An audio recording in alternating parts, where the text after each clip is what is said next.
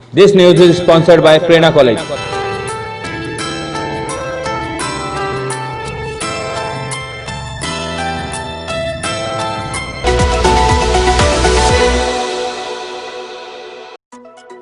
CRPF ने बनाया 82वां स्थापना दिवस। फेसबुक पर की गई टिप्पणी के मामले में 2 महिलाएं पहुंची थाने। टेम्पो चालक ने मारी महिला को टक्कर। किशनगंज इलाके में हलवाई की दुकान पर लगी आग। राष्ट्रीय शिक्षक संघ द्वारा जिला कलेक्टर को दिया ज्ञापन। जिला कांग्रेस कमेटी की ओर से जिला कलेक्टर को दिया ज्ञापन। सीआरपीएफ का 82वां स्थापना दिवस सोमवार को कुंदन नगर स्थित ग्रुप केंद्र 1 में मनाया गया। इस मौके पर देश के लिए शहीद हुए जवानों को श्रद्धांजलि दी गई और जवानों को सीआरपीएफ के गौरवशाली इतिहास के बारे में जानकारी दी गई।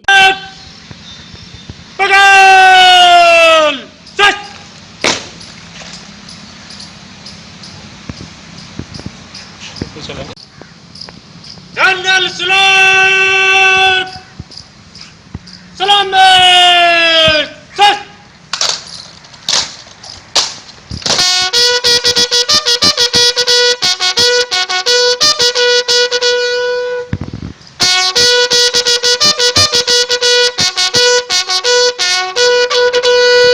दिनांक 27/7/1939 को क्राउन रिप्रेजेंटेटिव पुलिस की स्थापना नीमच मध्य प्रदेश में हुई। संघ में शांति अभियानों में बल की टुकड़ियां तैनात जैसी अति महत्वपूर्ण ड्यूटियां पूरे विश्वास के साथ भारत सरकार द्वारा सौंपी जा रही हैं।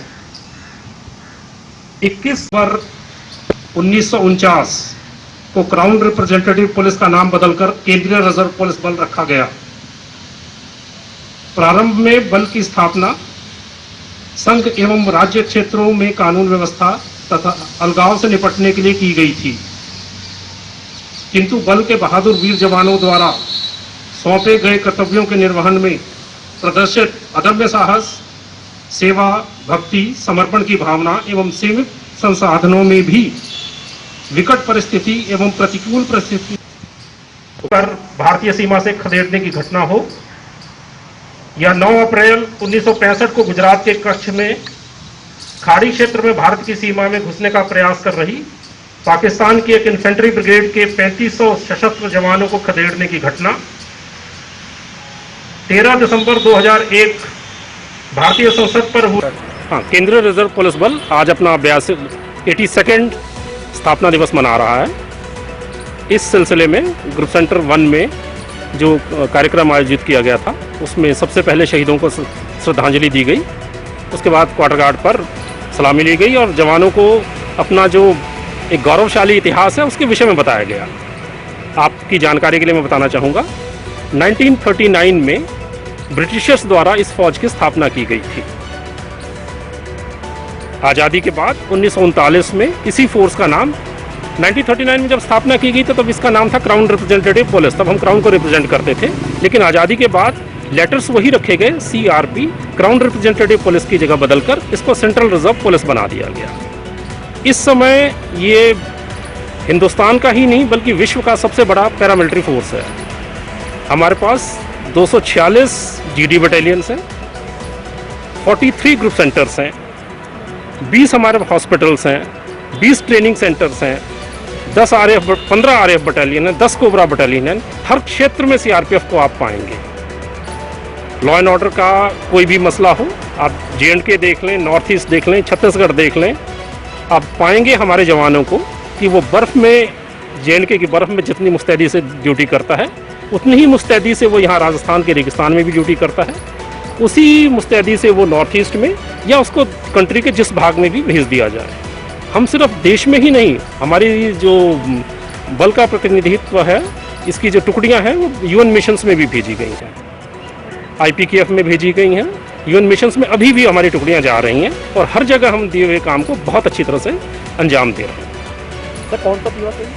यह स्थापना दिवस, आज के दिन हमारे बल की स्थापना हुई थी 27 जुलाई 1939 को नीमच मध्य प्रदेश में इसकी स्थापना की गई थी। शुरू में जो जितने भी अधिकारी होते थे, अधिकारी ब्रिटिश अंग्रेज हुआ करते थे, सभी अधिकारी अंग्रेज हुआ करते थे, ट्रुप्स जो है इंडियंस होते थे। फेसबुक पर थाने पहुंच गई।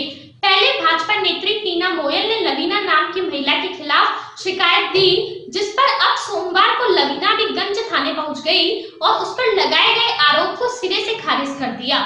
नमस्कार, मैं लविशा रामानी। कल जो न्यूज़ चली थी और टीना मोयल नाम की बंदी ने जो कल मुकदमा दर्ज किया, जो कि हालांकि हुआ नहीं क्योंकि ऐसी कोई रिपोर्ट थी नहीं कि जिस पर मुकदमा दर्ज हो। पहली बात तो सबसे पहले ये क्लियर करूंगी कि मैं कोई कांग्रेसी नहीं हूँ, ना मैं बीजेपी हूँ, एक आम नागरिक हूँ, आम इंसान हूँ, कोई मोहर नहीं लगी हुई है मेरे ऊपर।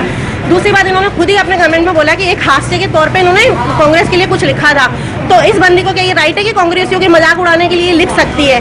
दूसरा पॉइंट, जब इसने ये लिखा गहलोत जी के लिए अनशन बातें लिखने लग गई थी कि वो बुढ़ऊ कभी भी लुढ़क सकता है। जब एक बंदी अपने बाप समान के लिए लिख सकती है बुढ़ऊ लुढ़क सकता है, राजस्थान सरकार तो वेंटिलेटर पे चल रही है, गहलोत को अकल नहीं है, तो क्या वो इतनी सी होके आज बाप समान के लिए इतना बोल सकती है? वो सभ्यता कहाँ गई? दूसरी बात, इसकी पोस्ट पे 10 बंदे आके बदतमीजी करने लग गए, मेरे साथ अनशन बोलने लग गए। वो बंदी मुझे मेरी औकात दिखा रही थी कि तू तो मेरे पाँव के नाखून के बराबर नहीं है, मैं बीजेपी में ये हूँ, मैं बीजेपी में हूँ। तो क्या ये सही था? उसके बाद मैंने कहा कि इसकी लैंग्वेज 3rd क्लास है, तो उसकी लैंग्वेज 3rd क्लास के लिए अगर मैं कोई पोस्ट डालती हूँ तो ये गलत नहीं है, क्योंकि जब आप गलत बदतमीजी करोगे तो बदतमीजी सहनी भी पड़ेगी आपको।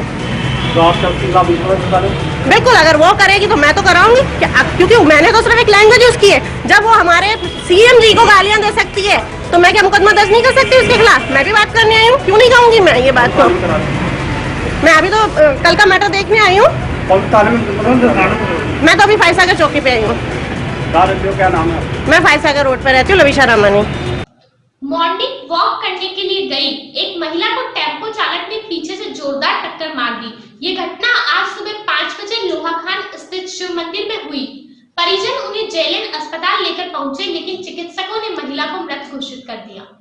आज सुबह 5:30 बजे के लगभग श्रीमती श्यामलता शर्मा, वाइफ ऑफ श्री मोहनलाल शर्मा, निवासी शिव मंदिर वाली गली लोहाखान अजमेर, सुबह घूमने के लिए निकले थे। तो टेम्पो जो RJ01 GB 9706 के चालक ने लापरवाही व तेज गति से चला के टक्कर मार दी, जिनके सिर में काफ़ी चोट लगी, जिनको अस्पताल लेकर आए। दौरान इलाज उनकी मृत्यु हो गई। पंचायतनामा कार्रवाई पूर्ण कर सुबह 5:30 बजे के लगभग की है। मॉर्निंग वॉक पर निकले थे, जगदम्बा कॉम्प्लेक्स के सामने टेम्पो वाले ने। क्या नाम है? श्रीमती श्यामलता शर्मा की मृत्यु हुई है। ये शिव मंदिर वाली गली लोहाखान में। ये नितिन जी शर्मा की और अनिल जी शर्मा की माता जी है। पोस्टमार्टम करवा दिया है। राम नारायण एएसआई, पुलिस थाना सिविल लाइन अजमेर। टेम्पो का भी अनुसंधान जारी है, दुर्घटना के बाद में वो। केसरगंज इलाके में पुलिस चौकी से महज 50 कदम की दूरी पर हलवाई की एक दुकान में अचानक आग लग गई। सूचना मिलने पर दमकल टीम मौके पर पहुंची और आग पर काबू पाया। बताया जा रहा है कि हलवाई की दुकान में गैस पाइप लीक हो जाने से यह हादसा हुआ है। देखिए, यहाँ पे आगरा मिष्ठान भंडार है। आगरा मिष्ठान भंडार पे आज सिलेंडर में आग लगने से हादसा होते होते बच गया है, क्योंकि कॉमर्शियल जो सिलेंडर थे वो तो यूज़ करते ही थे, उसके अलावा शायद ये घरेलू सिलेंडर भी यहाँ पे लेके आ गए थे। इस वजह से इसमें सिलेंडर में आग लगी है और अंदर काफ़ी नुकसान भी हुआ इनका, मिठाई वालों का। और जो मेन मालिक है उनके भी बाल वगैरह जले, बच गए वो थोड़ा सा।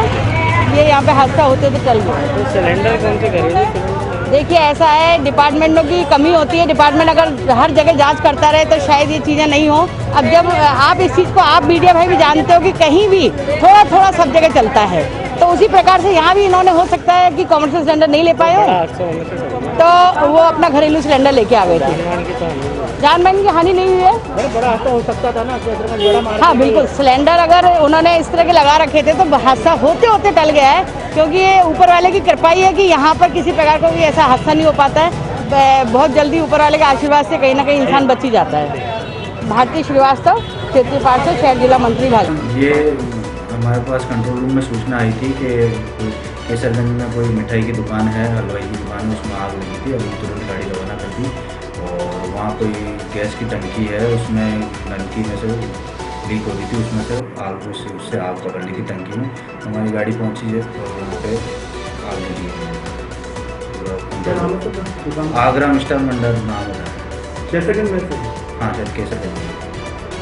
तो किसी को कार्रवाई करें? इसके कार्रवाई तो हमने तो पहले कर चुके हैं, अगर देखते हैं कौन सा सिलेंडर है क्या है पता पड़ जाएगा, उसके बाद कार्रवाई करेंगे। राष्ट्रीय शिक्षक संघ द्वारा कलेक्टर साहब को ज्ञापन दिया। कोरोना महामारी के चलते जिन शिक्षकों की ड्यूटी अलग अलग विभागों में लगाई गई थी उसकी पालना शिक्षकों ने बहुत ही अच्छे से की, लेकिन अब ऊपर से आदेश होने के बावजूद भी शिक्षकों की ड्यूटी अन्य विभागों व अस्पतालों में लगाई जा रही है। शिक्षकों का निवेदन है कि हमें यहाँ से निरस्त किया जाए। शिक्षकों को पहले रेलवे स्टेशन पर लगाया गया, रात्रि में ट्रेनें आ रही है जबकि ट्रेनों में पूरा स्टाफ मौजूद है, उसके बावजूद भी शिक्षकों को वहाँ पर लगाया जा रहा है। उसके बाद में पुनः डीओ साहब ने आदेश निकाल करके हम सबको हॉस्पिटल में रोज डेली अजमेर के प्राथमिक स्वास्थ्य केंद्र में 5 शिक्षकों को लगा दिया गया है, जबकि मुख्य सचिव ने 6-5 को आदेश निकाले हैं कि शिक्षकों को भी किसी भी गैर शैक्षिक कार्य में नहीं लगाया जाए। और शिक्षा मंत्री ने इस पर कई संज्ञान लेते हुए भी और राज्य सरकार ने भी इस पर शिक्षकों को अन्य ड्यूटियों से हटाने के आदेश प्रसारित करवाए हैं। उसके बावजूद भी अजमेर शहर में वापस पुनः रेलवे स्टेशन पे और हॉस्पिटल में टीचरों को लगा दिया गया है, जो कि बिल्कुल शिक्षा की गरिमा के अनुकूल नहीं है। और शिक्षा मंत्री जी से भी हमने वार्ता पहले बात हुई थी, उन्होंने भी कुछ ड्यूटियां शिक्षकों की जो गैर शैक्षिक थी उनको निरस्त करवाया था। अतः आज हम वापस पुनः कलेक्टर साहब से मांग करते हैं कि जो ड्यूटियां जो शिक्षा सचिव मुख्य सचिव के आदेश के बावजूद भी लगाई जा रही है उनको निरस्त करा जाए। सत्यनारायण शर्मा, जिला मंत्री अजमेर। विरोध में आज राजस्थान शिक्षक संघ राष्ट्रीय विरोध प्रदर्शन किया। जिला कलेक्टर महोदय के माध्यम से आज ये मांग करना चाहते हैं कि शिक्षकों को गैर शैक्षिक कार्यों में बस स्टैंड पे, रेलवे स्टेशन पे ऐसे कार्य करके शिक्षक की गरिमा को गिराया जा रहा है। तो राजस्थान शिक्षक संघ राष्ट्रीय का घोर विरोध करता है और जिला कलेक्टर महोदय से निवेदन करता है कि इस आदेश को निरस्त किया जाए। विष्णु सिंह राठौड़, जिला अध्यक्ष राजस्थान शिक्षक संघ राष्ट्रीय।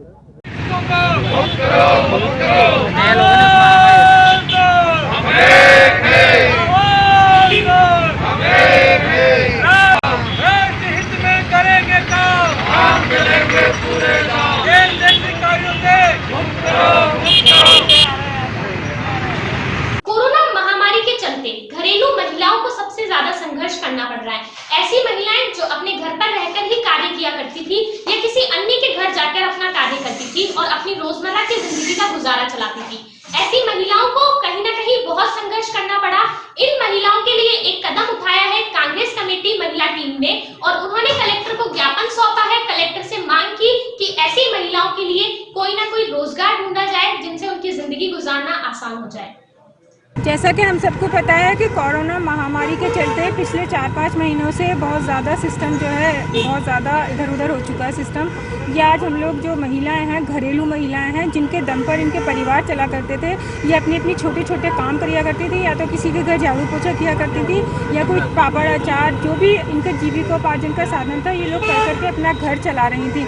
लेकिन बहुत अफसोस की बात है कि पिछले 4-5 महीनों से जैसे ही महामारी का ये दौर चला है इसमें इन लोगों के काम धंधे बिल्कुल छूट चुके हैं। इनके घरों में जो है भूखमरी के हालात हो रहे हैं। तो आज हम लोग कलेक्टर साहब से निवेदन करने आए हैं कि इन लोगों के जीविकोपार्जन के लिए कुछ किया जाए, या तो कोई ट्रेनिंग सेंटर खुलवाया जाए या इनमें से जिनको भी जो भी चीज़ आता है या तो सिलाई आती है या और भी इन लोगों में जो क्वालिटीज़ हैं उनके तहत इन लोगों को काम मुहैया करवाया जाए। ये अभी लौंगिया क्षेत्र की महिलाएं आई हैं, लेकिन ये सिर्फ लौंगिया क्षेत्र की ही बात नहीं है, ये पूरे अजमेर में, पूरे राजस्थान में यही हालत है। तो हम चाहते हैं कि छोटे छोटे